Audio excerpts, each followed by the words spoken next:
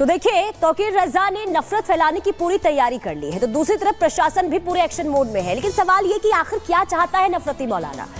तौकीर रजा के खिलाफ गुस्सा लगातार बढ़ रहा है, क्योंकि जो बयान दिया इसे लेकर लोगों में नाराजगी देखने को मिल रही है। 2 रोज पहले पूरे देश में प्रदर्शन हुए थे, जिसकी तस्वीरें भी दिखाई थी। हिंदू संगठन और हिंदू धर्मगुरु नाराज है और इसी के साथ प्रशासन के आदेश को चुनौती भी लगातार देखिए तौकीर रजा जो है वो देता हुआ नजर आ रहा है। 2010 में बरेली दंगा केस का मुख्य आरोपी है। सावन से पहले भड़काऊ बयान ये दे रहा है और यही वजह है कि लगातार प्रशासन जो है मुस्तैद नजर आ रहा है और ये बता रहा है प्रशासन की तौकीर रजा का जो मंसूबा है उस पर वो कामयाब नहीं हो पाएगा। यूपी के लॉ एंड ऑर्डर के लिए खतरा बना है। प्रशासन के फैसले का इंतजार पूरा देश कर रहा है कि प्रशासन आखिर क्या कदम उठाता है। देखिए, आपने फिलहाल देखा कि कैसे आवाज़ी की गई, जिस पर पुलिस प्रशासन ने सख्त कार्रवाई का भरोसा दिया।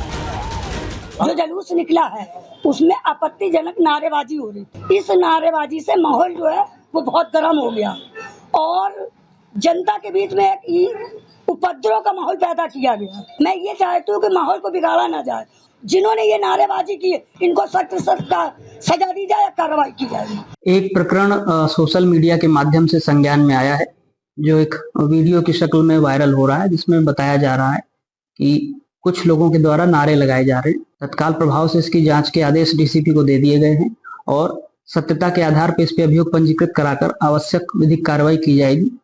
इसमें जो भी दोषी होगा उसके विरुद्ध कठोरतम कार्रवाई अमल में लाई जाएगी। उपद्रव की ये तस्वीर भी कानपुर से आई है, जहां मुहर्रम के जुलूस के दौरान ही फसाद फैलाने की कोशिश की गई। घंटाघर चौराहे पर 2 गुट आमने सामने आ गए और एक दूसरे पर लाठी डंडों से हमला कर दिया। पुलिस की मौजूदगी में हुए इस बवाल के बाद अब मुस्तैदी पर सवाल खड़े होने लगे हैं। इधर पटना के शास्त्री नगर में भी जुलूस निकालने के दौरान कुछ लोगों ने दुकानों में लूटपाट और मारपीट की। हाथों में डंडे और तोड़फोड़ और मारपीट करने का ये पूरा वाकया सीसीटीवी कैमरे में कैद हो गया, जिसके बाद जुलूस के दौरान भगदड़ का माहौल बन गया। मुहर्रम जुलूस के दौरान किसी तरह की हिंसा ना हो, इसके लिए जगह जगह पुलिस प्रशासन मुस्तैद नजर आई। मुंबई हो या फिर कानपुर, हर जगह पुलिस के जवान तैनात दिखे। देश के अलग अलग राज्यों से मुहर्रम जुलूस के दौरान की तस्वीरें डराने वाली है। इन सब के बीच अब सवाल उठता है कि जुलूस के दौरान फसाद करने की कोशिश क्यों हो रही है, माहौल बिगाड़ने की कोशिश। क्या ये कोई साजिश है या फिर कोई सोचा समझा plan? Bureau report, Republic Bharat.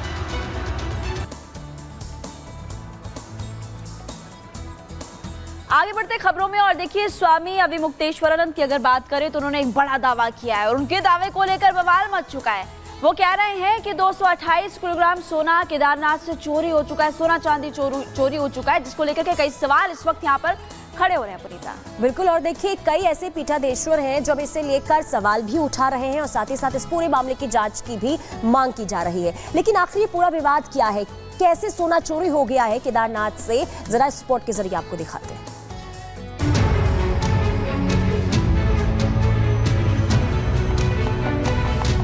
Kedarnath मंदिर के गर्भगृह से 228 किलो सोना चोरी होने के आरोपों पर आरोप प्रत्यारोपों की बाढ़ सी आ गई है।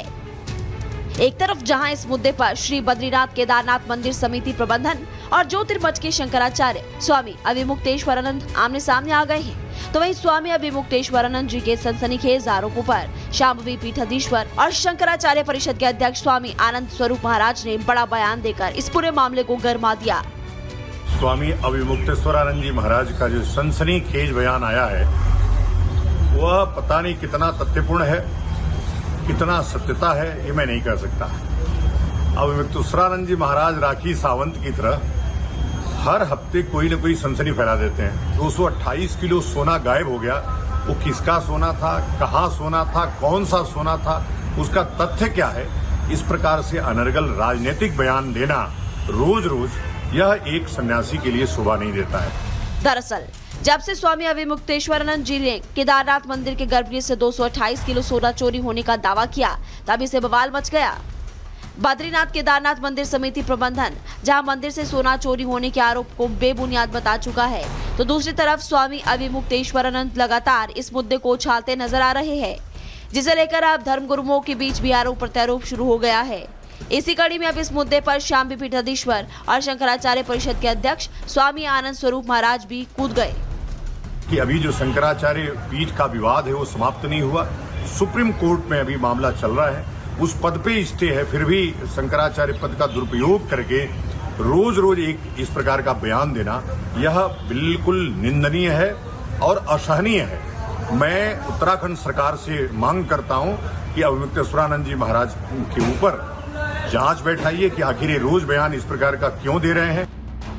आपको बता दें कि इससे पहले भी साल 2022 में केदारनाथ मंदिर के गर्भगृह की दीवारों को काशी विश्वनाथ और सोमनाथ मंदिर की तर्ज पर स्वर्ण मंडित करने के बाद विवाद खड़ा हुआ था और उसके बाद जब ज्योतिर्मठ के शंकराचार्य स्वामी अविमुक्तेश्वरानंद के इस दावे ने इस वक्त नया तूफान मचा दिया है। हालांकि बद्रीनाथ केदारनाथ मंदिर समिति के अध्यक्ष अजेंद्र अजय ने शुरुआत में इन आरोपों को बेबुनियाद बताया, लेकिन जब स्वामी अविमुक्तेश्वरानंद ने आरोप नहीं थमे तो उन्होंने इस मुद्दे पर शंकराचार्य पर पलटवार भी किया। सोने का घोटाला हो गया, आप पत्रकार लोग क्यों नहीं उठाते हो? तो जब वहाँ पर घोटाला हो गया तो अब आप दिल्ली में केदारनाथ बना लोगे, वहाँ पर फिर दूसरा घोटाला करोगे। 228 किलो सोना केदारनाथ से गायब कर दिया गया। ये कहाँ का नियम है? क्यों नहीं उठाते हो प्रेस वाले इस बात को? आज तक कोई जांच तक नहीं बैठाई गई। और विवादों को खड़ा करना, सनसनी फैलाना और चर्चाओं में रहना स्वामी अविमुक्तेश्वरानंद जी की फितरत में शामिल है।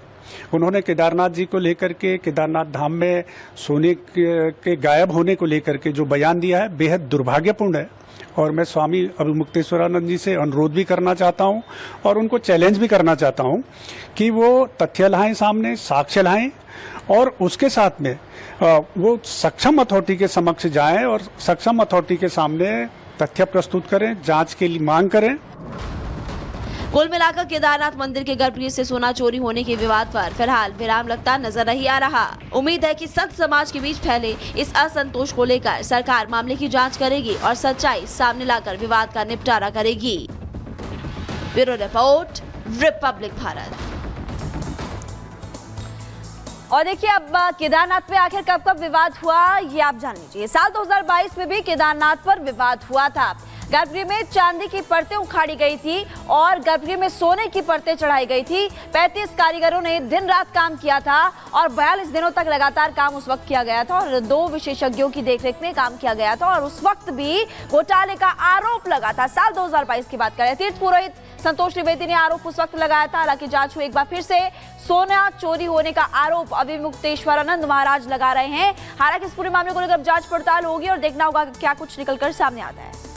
और ये मामला बिहार का। गांव घरों में महाजनों से सूद पर पैसे लेना और महाजनों का मूलधन से ज्यादा ब्याज पर ध्यान देने का कोई नई बात तो नहीं है, बहुत पुरानी बात है। लेकिन बिहार में सूद का यही कारोबार वीआईपी दल के नेता मुकेश सहनी के पिता जीतन सहनी की जान पर भारी पड़ गया। देनदार ने बड़ी बेरहमी से उनकी हत्या कर दी। जी हाँ, ये खुलासा बिहार पुलिस ने किया है। आप पूरा मामला बताते हैं आपको इस रिपोर्ट के जरिए।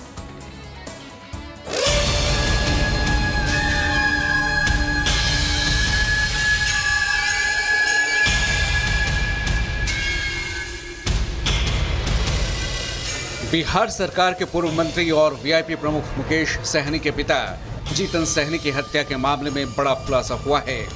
बिहार पुलिस ने दावा किया है कि जीतन सहनी की हत्या ब्याज पर लिए गए पैसों के लेन देन में हुए विवाद के चलते अंजाम दी गई है। बिहार पुलिस ने हत्या के इस मामले में आरोपी मोहम्मद काजिम अंसारी नाम के शख्स को गिरफ्तार भी कर लिया है। काजिम अंसारी, पिता शफीक अंसारी, टोला अफजल्ला, सुपौल बाजार, इन्होंने 2022 में 1 लाख रुपए सूद लिया था, ब्याज लिया था और 2023 में 50,000 ब्याज लिया था। टोटल 1,50,000 4% इंटरेस्ट के हिसाब से लिया गया था और ये बढ़ते जा रहा था। बिहार पुलिस का दावा है कि मोहम्मद काजिम अंसारी ने साल 2022 में मृतक से 1 लाख रुपए उधार लिए। साल 2023 में उसने दोबारा 50,000 रुपए लिए। कर्ज 4% के मासिक ब्याज पर था, लेकिन काजिम सूद नहीं चुका रहा था, जिसके चलते ब्याज की रकम बढ़ रही थी। पुलिस की माने तो हत्यारे काजिम अंसारी ने कर्ज के बदले जीतन सहनी के पास अपनी जमीन के कागज भी गिरवी रखे थे। एक तरफ जहां जीतन सहनी उस पर कर्ज वापस करने के लिए दबाव डाल रहे थे, तो वहीं वारदात से 2 दिन पहले आरोपी का जीतन सहनी से ब्याज कम करने को लेकर झगड़ा भी हुआ था। और इसी के चलते बदला लेने की नीयत से पहले मोहम्मद काजिम अंसारी ने अपने साथियों के साथ मिलकर रात में रेकी की और फिर जैसे ही आसपास के लोग नींद की आगोश में गए, वो घटना वाली रात करीब 1:30 बजे अपने साथियों के साथ जीतन सहनी के घर पहुंचा और घर के बैक दरवाजे से एंट्री लेकर वारदात को अंजाम दे दिया।